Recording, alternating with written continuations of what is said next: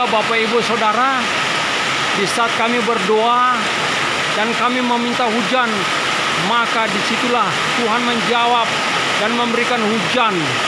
Pada saat kami berdoa dan meminta hujan, maka Tuhan mencurahkan kuasa-Nya. Tuhan mencurahkan kuasa-Nya di daerah Pangkalan Bun, Kota Waringin Barat, Kalimantan Tengah. Oh, terjadi hujan. Haleluya, haleluya, haleluya. Karena sebelumnya saya suka lupa gitu. Saya pernah bilang sama anak saya, aduh mama 3 hari udah nggak doa loh. Terus kata anak-anak saya gini, mama doa kok. Orang mama kalau ke kamar pasti suka doa baru keluar lagi gitu. Masa sih gitu? Orang mama doa gitu. Shalom, Bapak Ibu. Perkenalkan saya Bu Vera, saya dari Medan. Saya itu ke Medan 2020. 2020 sampai 2021 itu masih kuat banget gitu, Mas. Roh saya kuat untuk melakukan semua aktivitas rohani, tindakan-tindakan profetik gitu ya. Karena secara roh, saya tinggal di kota Medan dan di daerah itu masih banyak yang beribadah, ibadah keluarga gitu. Walaupun kondisi COVID dan walaupun 80% itu banyak lingkungan, banyak yang gereja suku gitu. Tapi saya lihat atmosfer berdoanya kuat sekali dan mesbah keluarganya gitu. Kita juga sehari itu mau kadang doaku beberapa kali gitu. Nah, setelah itu kita pindah agak ke pelosok. Di situ atmosfernya sangat menekan gitu ya. Yang Tuhan tunjukkan itu 85% semua sudah terima Yesus, tapi kehilangan kasih mula-mula gitu. Kita juga kalau doa itu awal-awalnya tuh berat, beberapa bulan pertama itu berat, tapi firman Tuhan bilang ya ketika kita lemah dan kita tetap memutuskan melayani, kekuatan kita bertambah gitu. Tapi kalau misalnya ketika kita lemah, kita mengundurkan diri, justru semakin lemah kondisi kita gitu. Saya tetap doling di tempat itu gitu. Walaupun sebenarnya belum memberikan dampak apa-apa. Nah, sekali waktu saya pernah bilang sama Tuhan begini, Tuhan saya mau ke Bekasi setiap sekali sebulan lah untuk ambil api untuk dicas gitu. Tuhan bilang, enggak, kamu ambil api langsung dari saya gitu kan. Nah, akhirnya saya diam, saya tetap doa, doling gitu. Saya tetap bangun persekutuan doa, saya penginjilan gitu.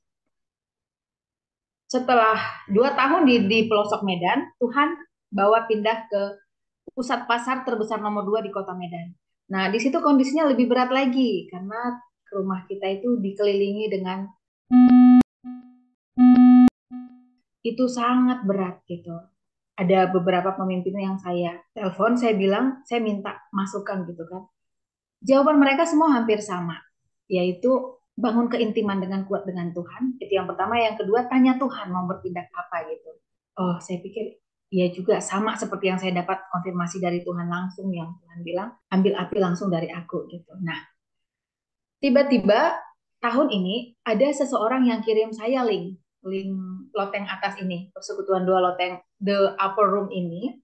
Satu ketika itu ada teman, sahabat yang ngirim link Zoom ini, loteng atas ini ke saya gitu. Terus saya kalau setiap ada pertemuan ibadah dari grup manapun, saya selalu mikir begini, ini pasti akan menambah api saya atau karena kita di Medan itu terbatas ya pasukan yang benar-benar yang seirama gitu, yang sefrekuensi dengan kita gitu. Jadi setiap ada dikirimin link Zoom, saya tuh sedapat mungkin, susah mungkin harus ikut gitu.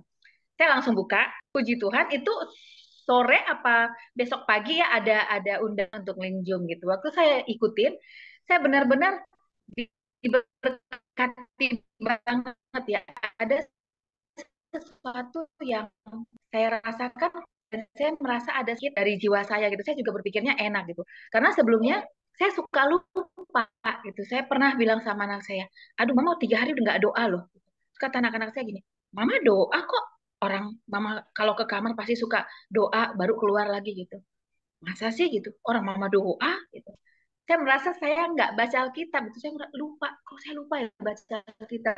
Terus kata anak saya, mama baca Alkitab loh gitu. Nah, yang diserang itu di pikiran ya. Tapi setelah ikut ini, saya ngerasa ada sesuatu yang seperti dilepaskan gitu. Saya juga udah mulai bisa melihat. Nah, sekali waktu pagi-pagi saya bangun, buka pintu belakang, waktu saya buka, ada yang pakai jubah hitam, itu lewat dari pintu belakang saya. Di pintu belakang rumah gitu. Terus saya yakin secara kasat mata saya benar-benar lihat gitu. Nah, saya buka pintu belakang, saya periksa teras belakang, ternyata tetangga kan dari penyembah berhala, ya. Mereka membakarnya pas di teras belakang rumah saya. Tiba-tiba Tuhan ingatkan sama saya begini, jangan marah. Bersihkan saja, ambil penyembahan, biar lewat itu mereka melihat betapa besar dan berkuasanya kuasaku. Turun di tempat ini lewat kehadiranmu gitu.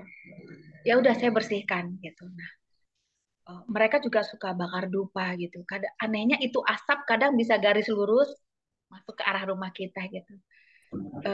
Itu membuat kita lupa ingatan banget, lupa segala-galanya gitu. Sampai Tuhan ingatkan,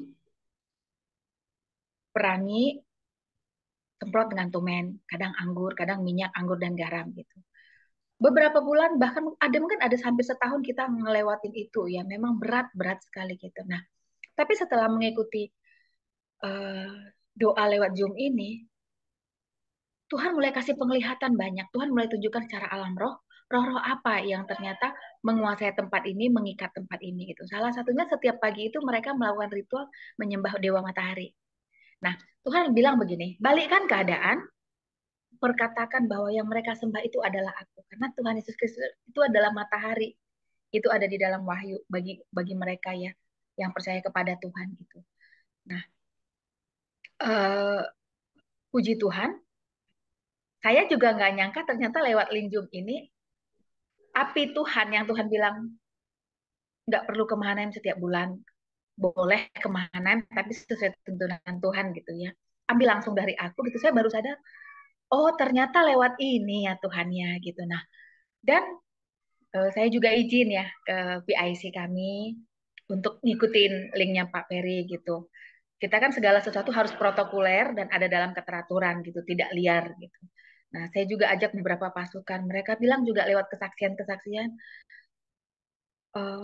saya juga makin banyak pengetahuannya loh, Bu. Saya makin mengerti, oh yang ilahi itu apa ya? Oh, mengalami yang supranatural itu ternyata begini gitu. Jadi mereka juga sangat terberkati gitu.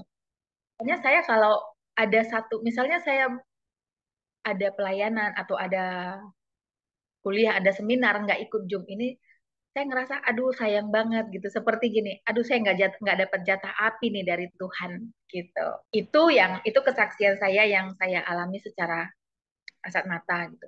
Ya, tadi kita cepat masuk ya, waktu kita bahas 30 menit non-stop itu membuka dimensi ilahi. Terus kemudian saya itu bisa melihat apa ya istana di surga itu benar-benar penuh kemuliaan Tuhan yang istana yang berkilo-kilo ya apa itu terus penuh kilauan emas sekali ya karena berkilo-kilo seperti itu. Pokoknya sangat terang sekali. Terus tiba-tiba yang dibuka kayak surga itu dibuka gudangnya gitu ya. Saya melihat emas Tuhan, aku mau emas Tuhan. Aku mau emas itu Tuhan, emas yang gelondongan seperti itu. Amin. Bisa menjadikan daging dalam nama Yesus Al-Masih. Amin. Karena kita butuh emas untuk membangun menara doa, butuh itu Healing Miracle Center. Nah, itulah misi kami membangun Healing Miracle Center. Semua bangsa-bangsa datang ke tempat itu, memuji menyembah Tuhan, terjadi lawatan, pembaptisan apapun terjadi di situ. Ada hotel-hotel dan semuanya. Amin. Amin. Amin. Ya, saya cuma merasa memang ada hadirat Tuhan yang sangat kuat, makanya juga dari tadi ikut menyembah. Saya juga percaya ada Tuhan terus bukakan banyak hal. Tuhan terus bukakan banyak hal, dan memang tinggal sekarang kita bagaimana merespon itu, ya punya iman untuk tangkap, biar itu jadi daging dalam hidup kita. Mungkin itu saja Pak Daniel. Ya, waktu dalam penyembahan, saat kita masih dalam penyembahan itu, memang terasa banget ya, Tuhan bawa kita masuk ke dalam dimensi penyembahannya dalam hadirat Tuhan itu kuat sekali. Tapi tadi itu Tuhan tunjukkan banyak sekali emas batangan, Pak. Dari agama lain, itu kan mereka juga melakukan tindakan profetik ya. Mereka beli emas batangan di setiap keluarga itu, emas batangan itu nanti banyak di rumah mereka gitu. Nah,